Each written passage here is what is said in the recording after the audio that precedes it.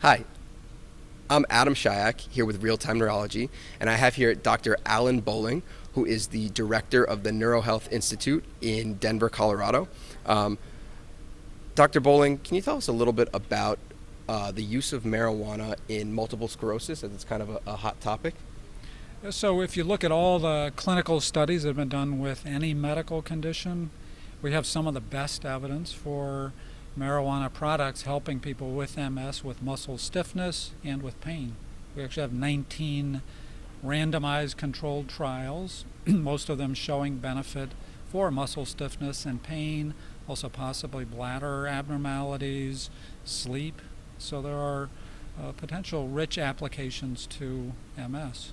Yeah, and you just gave a fantastic talk about kind of those uses and the use for clinicians as well. But could you tell us a little bit about the possible negative side effects, or even we talked a little bit about sourcing for where to get the product, and kind of from a consumer standpoint for the patients?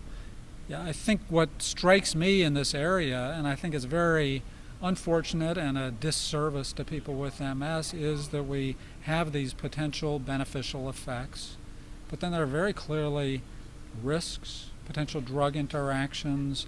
There's sort of special considerations related to incorrect labeling, contamination of the products, staff who are not trained at dispensaries to provide appropriate products. And what I find actually not acceptable and a real disservice to people with MS is that, as by my knowledge, dispensaries and state governments are not proactively giving people the information so they can make an informed decision.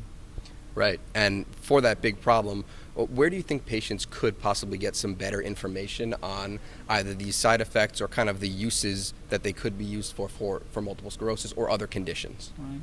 So if people want more information, they do have to be selective where they go. I think if you just do Google searches, usually when I do that, the top 20 items go to places that have inaccurate and potentially dangerous information. I have a website, neurologycare.net. It's got hundreds of pages on all kinds of alternative therapies, including marijuana. And then there's a particular page that really goes into the potential benefits, but also the risks.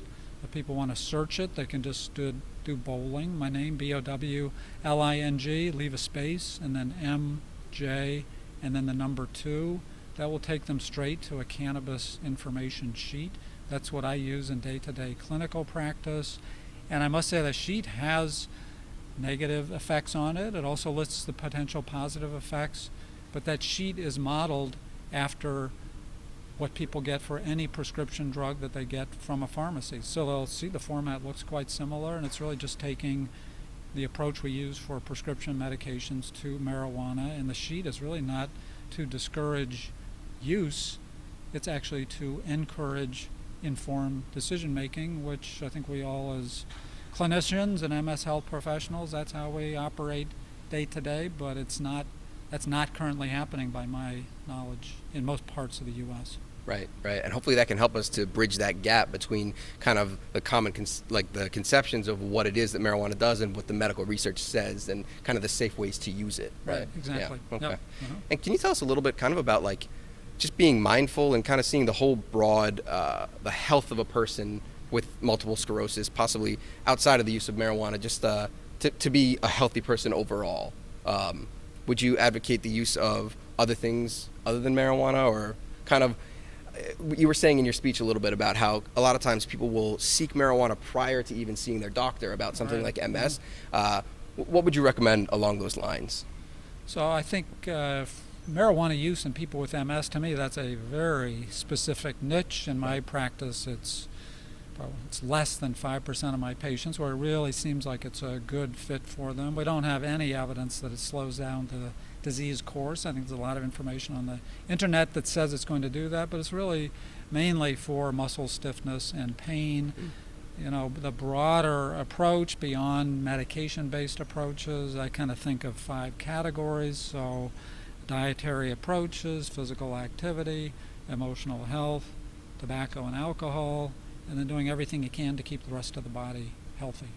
Great. And then cannabis can potentially fit into that scheme, but everything I just listed, the core of those does not relate to cannabis. It doesn't relate to medication. Right. It's really kind of that so healthy other lifestyle. approaches, healthy living. Yeah, right, great, yeah. And one last thing that you had mentioned, that a lot of times your patients may not have mentioned to you that they were using cannabis in conjunction with the treatments that you were giving them, and perhaps patients should be discussing that with their doctors a little more. Yeah. I think there needs to be open discussion on this topic, and I think it's a sort of parallel learning curves with health professionals and with people with MS who are using cannabis. And during the talk today, I showed there are multiple surveys, even more than what I showed, that basically indicate that physicians and other health professionals are poorly informed in this area, and that's not good for anyone. And it's a little like, how did we get there?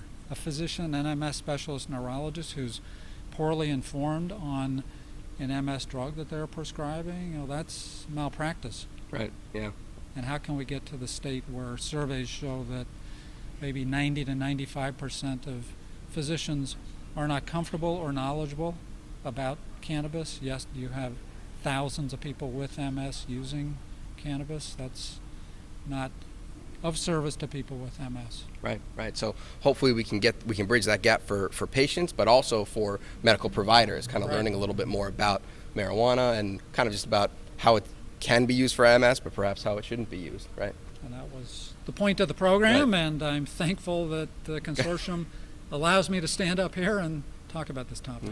Well, thank you so much, Dr. Alan Bowling, for your speech and for talking with us, and thank you at home for listening.